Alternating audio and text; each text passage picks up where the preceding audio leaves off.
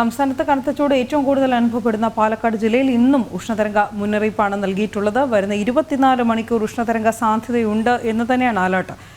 അരുൺ ആലത്തൂർ കൂടുതൽ വിവരങ്ങളുമായി ചേരുന്നു. അരുൺ, അസഹനീയ ചൂട് തന്നെയാണ്, ഉഷ്ണതരംഗ മുന്നറിയിപ്പാണ് ജില്ലയ്ക്കുള്ളത്.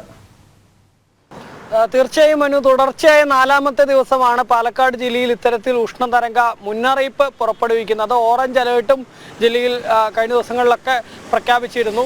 ഏതായാലും ജനങ്ങളെ സംബന്ധിച്ചിടത്തോളം അസഹ്യമായ ചൂട് തന്നെയാണ് ജില്ലയിൽ ഉള്ളത്. ധാരാളം ആളുകൾ ഈ ചൂടിൽ കുഴഞ്ഞു വീഴുന്നുണ്ട്. പലപ്പോഴും സൂര്യാഘാതമേറ്റ് പലർക്കും സൂര്യാതാപമേറ്റ് പൊള്ളലേൽക്കുന്ന ഒരു സ്ഥിതിയും ജില്ലയിൽ പൊതുവേ ഉണ്ട്.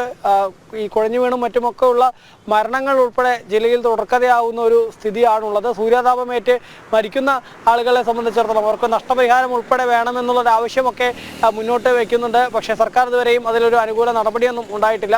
ഏതായാലും ജനങ്ങളെ സംബന്ധിച്ചിടത്തോളം ഈ ചൂട് ഇങ്ങനെ ചരിത്രത്തിൽ തന്നെ ഇതിനു മുൻപൊന്നും ഇത്തരത്തിലൊരു ചൂട് പാലക്കാട് ഉണ്ടായിട്ടില്ല എന്നുള്ളതാണ് പഴമക്കാർ ഉൾപ്പെടെ പറയുന്നത് എന്നുള്ളതാണ്. സാധാരണ മറ്റ് ജില്ലകളെ അപേക്ഷിച്ച് പാലക്കാട് ജില്ലയിൽ ചൂട് അധികമായിരിക്കുമെങ്കിൽ പോലും ഇത്തവണ അത് കുറച്ച് കൂടുതലാണ്. അവരുടെ ഒന്നും ഓർമ്മകളിൽ പോലും ഇത്തരമൊരു ചൂട് ഇതുവരെ അനുഭവപ്പെട്ടില്ല എന്നുള്ളതാണ് പലരും പറയുന്നത്.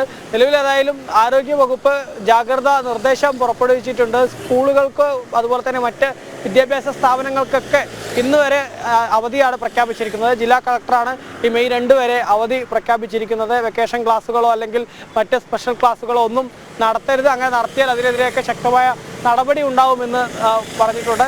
ഒപ്പം തന്നെ ആരോഗ്യ വിഭാഗവും വലിയ പരിശോധനകളും മറ്റുമൊക്കെ നടത്തുന്നുണ്ട്.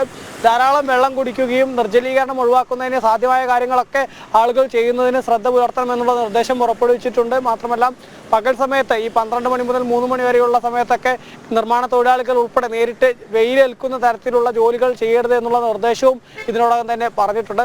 ഏതായാലും വീടിനകത്ത് താമസിക്കുന്ന ആളുകൾക്ക് ഈ വലിയ ചൂട് അനുഭവപ്പെടുമ്പോൾ വീടിനകത്തുള്ള ആളുകൾക്ക് പോലും പൊള്ളലേൽക്കുന്ന സ്ഥിതി കഴിഞ്ഞ ദിവസം പാലക്കാട് ഉണ്ടായ ഒരു മിലിറ്ററി ഉദ്യോഗസ്ഥൻ, റിട്ടയർഡ് മിലിറ്ററി ഉദ്യോഗസ്ഥനായിരുന്നു. അദ്ദേഹത്തിനാണ് ഈ വീടിനകത്ത് കിടന്നുറങ്ങുമ്പോൾ സൂര്യാതാപം ഏൽക്കുന്നത്. അത്രത്തോളം ചൂട് ജില്ലയിലുണ്ട് എന്ന് വ്യക്തമാക്കുന്നതാണ് ഈ വീടിനകത്ത് ഉറങ്ങിക്കിടന്ന ആൾക്ക് പോലും സൂര്യാതാപം ഏൽക്കുന്ന ഈ ഒരു സംഭവം എന്നുള്ളതാണ്. നിലവിലേതായാലും ഈ പാലക്കാടുകാരുടെ ബുദ്ധിമുട്ട് തീരുന്നില്ല എന്ന് മാത്രമല്ല, വേനൽ മഴ ഇതുവരെ പെയ്തിട്ടില്ല.